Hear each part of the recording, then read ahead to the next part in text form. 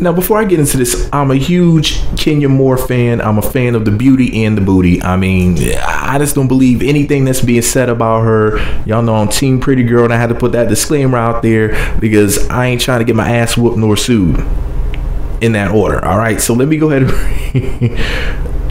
first of all, media takeout. And I know what y'all are thinking.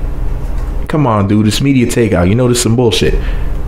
But I don't know. I mean, this is not just coming from them. Allegedly, Matt said some of these things. Of course, that's Kenya Moore's ex-boyfriend. I don't know why things didn't work out. Well, you know what I mean. I know why things didn't work out. But you know what I mean. I wish that things would have worked out. I hope that they can reconcile at some point.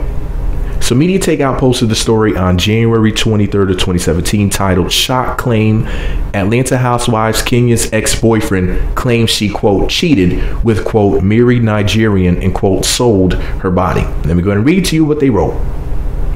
Media Takeout writes, "Last night on the Atlanta Housewives, Kenya claimed that Matt physically abused her. Well, he decided to spill his own tea. Matt went on Instagram suggesting that Kenya, quote, sold her body to a wealthy African for money to buy a house. Here is the entire rant, which we are skeptical of. We left in the errors on purpose too." So here's the deal. Before I even read this shit, let me just tell y'all something. This is what Media Takeout said. I'm not saying that Matt said this. They're saying it because I'm not trying to get my ass whooped or sued. Because Matt is a big, scary man. Now, I'm not saying that he actually did abuse Kenya, but I'm just trying not to get my punk ass self abused. So I just want to say this. I don't know whether or not Matt said these words because Media Takeout said it. That doesn't mean that they didn't make this shit up. So Matt, please don't whoop my ass if you didn't say this. But anyway, back to the story. So help me understand, y'all, please. It's not what you do, it's how. I admit I was wrong. I own it. I should have never damaged anyone's property. Trust me, my image will be fine. I'm good. I'm always winning. God got me. I'm getting new clients and offers for things every day. I admit guilt. I admit fault. I've been hurt, drugged, embarrassed, violated, and flat out disrespected by Shorty. Actually, Kenya's a tallie. Is she pretty tall? Oh, nah, let me stop. I sat in the hospital waiting room for 5 hours, wondering what was wrong with Shorty. I sat and watched her hold hands with another man while I sat back and watched. Yes, we were already seeing each other. I had to find out from some third-party person that she was dealing with some married men in Nigeria for money, and that one of them cut her off because she talked about the relationship that was supposed to be private. How do you think that made me feel? She claims she loves me? How, when throughout my entire relationship she is texting, quote, "Hey babe, hey sweetie, I miss you. When are you going to send for me?" To some motherfucker named Jojo, Nigeria? How the number saved? I guess he meant to say how was the number saved? Then tell my mother he is an investor. You used him to fund your hair care line. You were evil.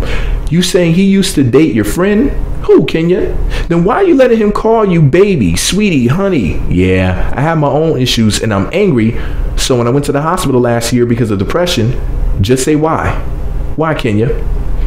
Because you were in LA doing God knows what. Then when Portia yells out one-eyed African, y'all act like she's crazy. I made you listen. Let me just interject this. I believe everything that Portia says. Now I'm not saying that Kenya did anything wrong. I'm just saying that anyway, Portia's the most beautiful woman in the world. I had to take the time out to say that. But anyways, no disrespect to Kenya because Kenya's a dime too. I'm just saying though. Y'all know how I am about Portia. Anyway, then when Portia yells out one-eyed African man, y'all act like she's crazy. I made you the first person they called when I was in the hospital. And you made TMZ with that little bitch ass white boy Anthony you tell to meet you at LAX every time and straight from the A, your first call. Of course, after your friend that works at Emory told you all my business, thanks Emory Hospital, good job following HIPAA. Now play victim, asking me to pick you up from the Marriott in Buckhead, and when I ask what you were doing, just in conversation, you refuse to answer. When I beg you to come to Miami to work on our relationship, and you tell me you were in LA with Brandon, once again, I have to find out later that you were 4 blocks from me on South Beach the whole time. Deceptive, end quote. to all of this. That's crazy as hell. But anyways, I don't mean to, sound like a shady SOB or anything like that. I care about what was going on in their relationship. I hope that the accusations are not true and everything. I hope that they can reconcile. I hope that they can get back together because, they were a lovely couple and I was really rooting for them and everything. And I thought that they were going to make it. I was like, hey, Kenya found her match. I was doing the cabbage patch in my chair and shit, but it didn't work out. But hopefully they'll get the shit together and they'll be back together. And, they can be an awesome couple once again. But I just had to say this, man. He mentioned Portia in the story. Boy, I almost lost it for a second. As soon as I saw her name. See, I'm reading this live with y'all, which I do this a lot in my videos. A lot of times I don't read shit before I do a story because if it's media takeout or TMZ story, I don't have to read it first. So you can get my live reaction. That's why a lot of people watch my videos. They listen to what I have to say because of my actual live reaction. I'm just not on camera doing it. But anyways, man, when he mentioned Portia's name, woo, it sent a tingle up my spine. But anyways, it's none of y'all business. Shout out to Kenya Moore. If the things that he's saying are true, he's making you look like the heifer of all heifers. Now, if it's not true, then that's foul. But if it is true, damn, Kenya, you dead wrong. But anyways, none of my business. I just hope that they can get back together at some point because I really love them together. But that's all my opinion. Anyways, let me know what y'all think about it all below. Be sure to subscribe to the Meat Magazine YouTube channels. Visit meatmagazine.blogspot.com for more. Follow me on Twitter at Meat Magazine, Meat Magazine 7 on Google Plus, and Meat Magazine blog on Instagram. Let me know what y'all think about it below, but let me also ask this question. I especially want to know this from the fellas, but the girls too. Which dress looked better on Kenya? The pink one, the white one, or the purple one? I personally say the pink one. Anyways, let me know what you think about this story and which outfit you like better on Kenya. I'm going with the pink all the way. Oh, and before I go, no shade, but let me see. The pink dress looks like a sexy prom dress, let's say, for example. The white one is confusing. It reminds me of math class and the Matrix.